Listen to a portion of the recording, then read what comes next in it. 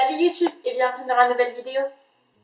Du coup, si toi aussi, dans pas longtemps, tu prévois d'être au pair, cette vidéo peut t'intéresser. Voici donc 10 conseils pour les futurs au pair. Numéro 1, ne pas se précipiter. Il faut donc pas que tu te précipites dans les choix. Il faut que tu parles à plusieurs familles, que tu expliques clairement ce que tu veux et ce que tu ne veux pas. Évidemment, le match ne peut pas arriver dès le premier coup. Il faut parler avec plein de familles et ensuite trouver le match parfait. Alors surtout, prends ton temps. Numéro 2, sois curieux. Et oui, on te dit toujours que dans la vie, il faut savoir tenir sa langue, il ne faut pas être toujours curieux. Mais moi, cette fois, je te dis, sois curieux. Il faut que tu poses énormément de questions. Après ce premier conseil d'avoir parlé à plusieurs familles, dans chacune des familles où tu commences à te sentir bien, où tu sens qu'il peut y avoir un potentiel match, pose beaucoup de questions. Fais des Skype. Même l'infime petite question qui peut te paraître bête à tes yeux peut avoir une énorme importance à la fin. Troisième conseil, parler à l'ancienne au pair. Parce que oui, c'est important de parler à l'ancienne au pair.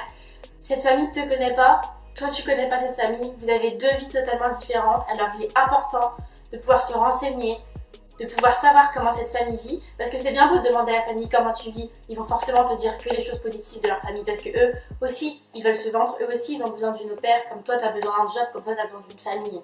On se vend tous chacun comme on peut et on va éviter de tirer que des positifs.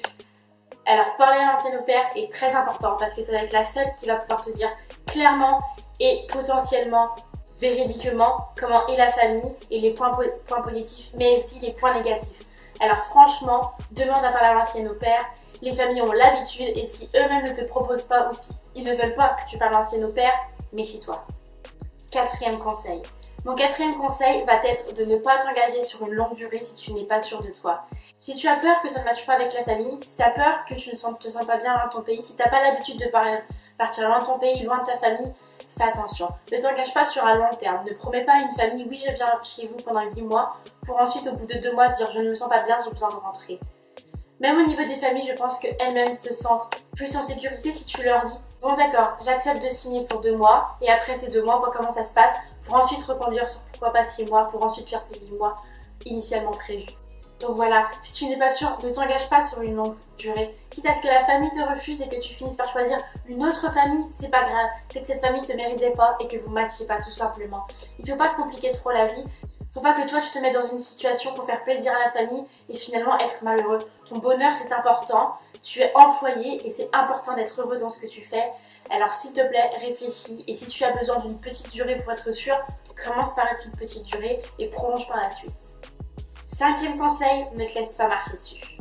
Oui, parce que ce soit par la famille ou par les kids, tu es humain, tu es un employé comme tu disais, tu as tes droits, tu dois vivre, tu dois être heureux. Donne tes limites, que ce soit à la famille ou aux enfants, dis ce que tu ne veux absolument pas et surtout, sois autoritaire. Montre qui tu es, sois forte et surtout, ne te laisse surtout pas marcher dessus.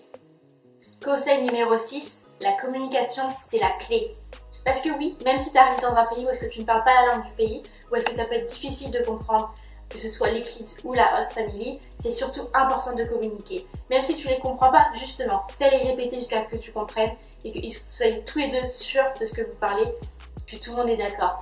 Parce qu'elle peut très bien te dire tu travailles ce jour-là, toi t'as mal compris, ça va très vite mal tourner. Alors vraiment la communication c'est important. Même si ce n'est pas forcément que pour le travail, si un jour tu te sens mal, il faut que tu parles à la famille, que tu leur expliques ce qui ne va pas pour que eux puissent essayer d'arranger. Il ne faut pas que tu restes meurtri dans ton petit coin à te dire c'est de ma faute, c'est de ma faute, eux ils sont géniaux. Non, il faut que tu communiques avec eux, que tu parles avec eux. La communication, franchement, c'est la clé. Donc s'il te plaît, parle et ne reste pas dans ton coin. Septième conseil, être compréhensive. Parce que oui, toi tu es humain, tu es employé, la famille va devoir être compréhensible avec toi, mais c'est un retour. Tu dois être aussi compréhensible avec la famille. C'est une famille, ça a des enfants, ça a ses habitudes, c'est toi qui viens se loger dans leurs habitudes et non pas l'inverse. N'oublie surtout pas ça, parce que malgré que c'est toi qui viens se loger dans leur quotidien et qui doivent s'habituer à toi, tu dois également t'habituer à eux, à leurs habitudes, et du coup il faut que tu sois compréhensible et que tu comprennes que parfois ça ne peut pas non plus être tout rose et tout facile pour eux, comme pour toi d'ailleurs. Numéro 8, se faire des amis. Parce que oui, se faire des amis c'est important. Tu vas rester plusieurs mois dans un nouveau pays, dans une ville que tu ne connais absolument pas et une ville où est-ce que tu ne connais personne. Alors se faire des amis c'est très important.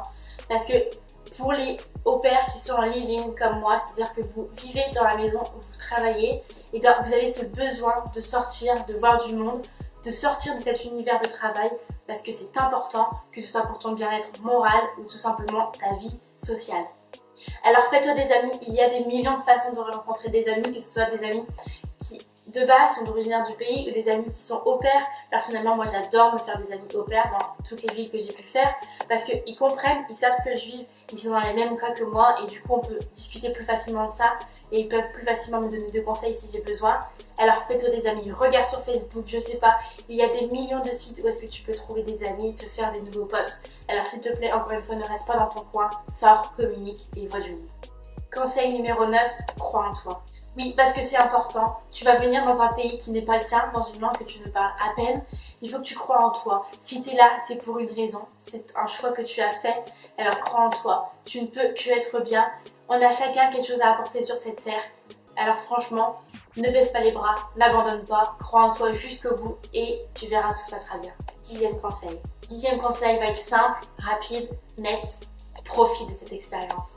Alors oui, il faut que tu profites de cette expérience, on ne peut pas la vivre 15 000 fois dans sa vie, ça nous arrive sûrement qu'une fois, je ne sais pas ce que demain est fait, alors profite de chaque jour, profite de cette expérience, nourris-toi de tout ce que cette expérience peut t'apporter.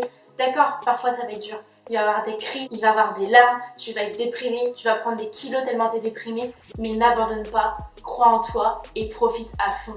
Profite à fond de cette expérience qui n'arrive que rarement. Ouvre ton esprit, prends tout le bonheur que tu peux avoir et profite. J'espère que tous ces conseils ont pu t'aider, toi, futur au pair qui va bientôt partir ou qui vient d'arriver dans ta nouvelle famille et tu ne te sens pas bien. Garde ces conseils en tête, enregistre la vidéo si tu veux pour la voir dès que tu as besoin de sources d'énergie. Alors surtout, profite de cette expérience, crois en toi et n'abandonne pas. Cette expérience, ce n'est que du bonheur. Alors franchement, vas-y. Et pour ceux et celles qui ne sont pas encore partis et qui hésitent, je n'ai qu'une chose à vous dire, foncez. Moi, je vous fais d'énormes bisous, je vous envoie des millions d'ondes positives. Et je vous dis à très vite. Like somebody said, don't you trust him, no. Texting from his